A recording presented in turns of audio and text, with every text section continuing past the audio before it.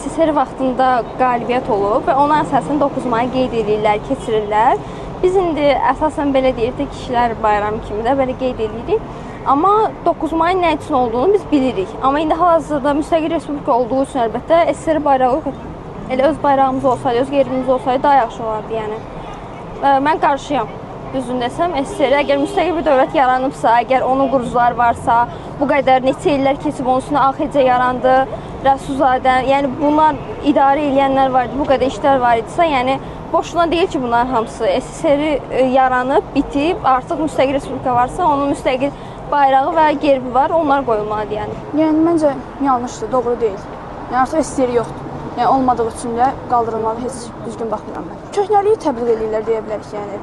Gediliyi daha çox təbliğ edirlər kimi götürülə bilər yəni. Tarixin o vaxtında, yəni biz Sovet İttifaqının tərkibində idik. Yəni biz də o müharibədə iştirak eləmişik və bizim ölkəmizdə təhlükə var idi. Yəni əgər almanlar daha da dərinə geçsəydilər, yəni bizim də çoxlu itirdiyimiz adamlar olasıydı və Bakıda dağıla bilərdi. Yəni biz də bu müharibədə iştirak eləmişik. O vaxtı Sovet İttifaqının tərkibində idi. Ona görə məncə tarixi cəhətdən düzgündür. Çünki biz də o vaxtda o ölkədə idik. Ona görə biz bir yerdə vuruşmuşuq.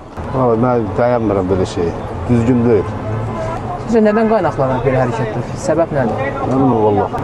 Rusun özü bizə yaxın qoymur.